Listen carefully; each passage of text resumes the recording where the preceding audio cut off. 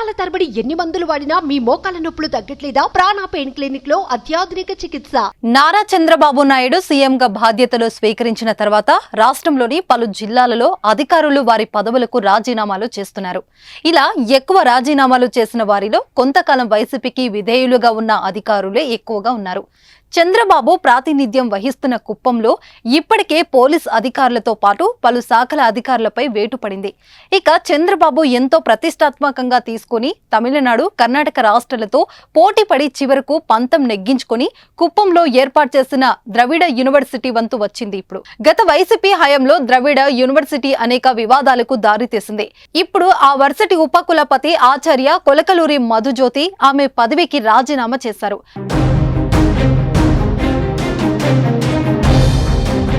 గత ఏడాది డిసెంబర్ 27న ద్రవిడ university vice chancellor గా మధుజ్యోతి బాధ్యతలు స్వీకరించారు.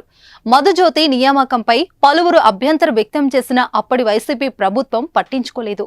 అయితే ఆంధ్రప్రదేశ్లో వైసీపీ ప్రభుత్వం మారిపోవడం, ఎన్డీఏ ప్రభుత్వం అధికారంలోకి రావడం, కుప్పం నుంచి ప్రాతినిధ్యం వహించిన చంద్రబాబు సీఎం కావడంతో ద్రవిడ యూనివర్సిటీలో ఇంతకాలం అధికారం చెలాయించిన అధికారులు రాజీనామాలు చేస్తున్నారు. ఇప్పటికే ద్రవిడ యూనివర్సిటీ రిజిస్ట్రార్ వేణుగోపాల్ రెడ్డి ఆయన పదవికి రాజీనామా చేశారు. ద్రవిడ యూనివర్సిటీ రెక్టర్ అనురాధ కూడా ఇప్పటికే ఆమె పదవికి రాజీనామా చేశారు. వేణుగోపాల్ రెడ్డి, అనురాధ వారి రాజీనామా లేఖలను వైస్ ఛాన్సలర్ మధుజ్యోతికి అందించారు. వేణుగోపాల్, అనురాధ రాజీనామా లేఖలను ఆమోదించకుండా మధుజ్యోతి వాటిని ఉన్నతాధికారులకు పంపించారు.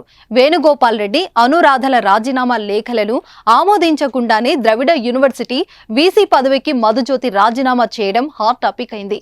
కొలకలూరి మధుజ్యోతి ఆమె రాజీనామా లేఖను ఆంధ్రప్రదేశ్ గవర్నర్ కు పంపించారు.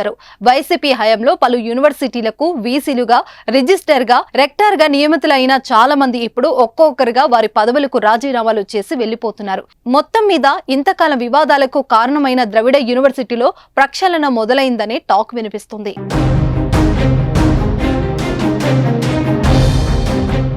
సుమన్ టీవీలో మీ పర్సనల్ అండ్ బిజినెస్ ప్రమోషన్స్ కోసం కింది నెంబర్కి కాంటాక్ట్ చేయండి.